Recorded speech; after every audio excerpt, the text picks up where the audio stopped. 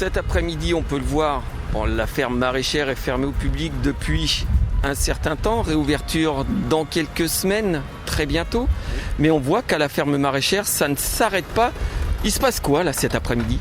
Eh bien justement, on profite de la fermeture à la clientèle pour faire les grands travaux qu'on avait prévus cet hiver. Et donc on a l'installation des chambres climatiques qui serviront à stocker les produits frais, les fruits et légumes, les endives et les champignons, la production de champignons notamment.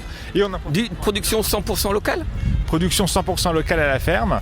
Et du coup voilà, c'est ce que les clients nous demandaient, on l'a fait et on n'en est pas peu fiers parce que c'était pas gagné au début, mais on est dans les temps par rapport aux 50 projets qui sont prévus depuis 2 ans et demi maintenant.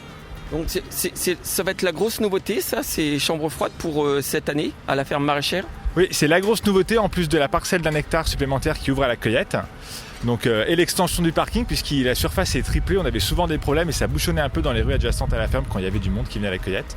Donc cette fois-ci on devrait pouvoir les accueillir convenablement, on espère en plus bientôt sans le Covid et avec du coup les champignons produits à la ferme. Vous disiez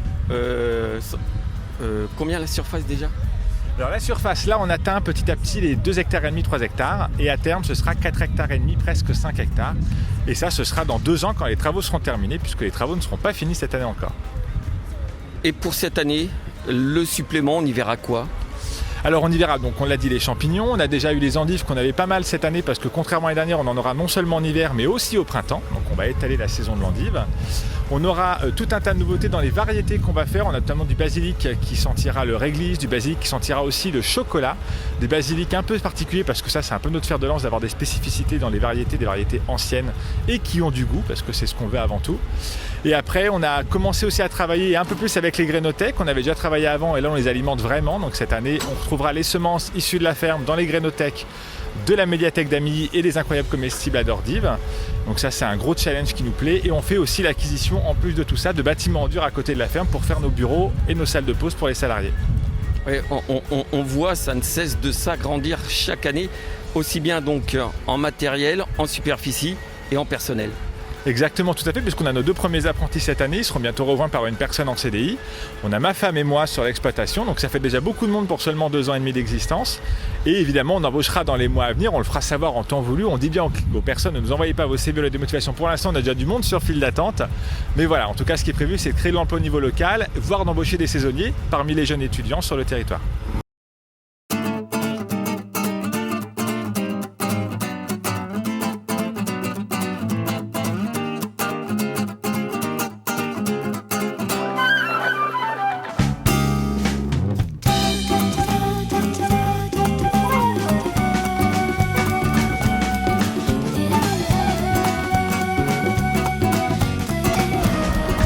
La ferme maraîchère, donc comme on l'a dit tout à l'heure avec Guillaume, c'est fermeture en ce moment, c'est vacances, c'est pas vraiment des vacances, mais on peut déjà parler d'ouverture, c'est prévu pour quand ?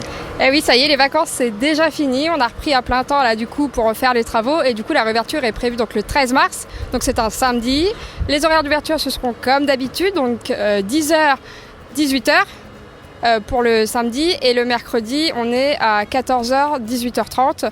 On va repasser à 18h parce qu'avec le couvre-feu du coup on repassera à 18h. Voilà, donc le mercredi et le samedi toute la journée. Et dans un premier temps, le public il pourra trouver quoi exactement ici ? Alors, donc on a une partie de l'année où la cueillette est fermée, donc il y a pas la partie cueillette n'est pas ouverte. En revanche, dans les tinis, vous retrouverez du coup donc tous les fruits et légumes de saison, notamment les endives qui sont prêtes. Il y en aura une deuxième série, comme l'a dit Guillaume, au printemps. Et puis ensuite tous les produits de saison, patates, carottes, poireaux aussi, parce que même s'il fait beau, c'est pas encore la fin de l'hiver. Et puis dans les petites cabanes ? Et donc du coup dans la deuxième, tout ce qui est épicerie, il va y avoir donc du coup des nouveautés, on va pas trop en dire aujourd'hui.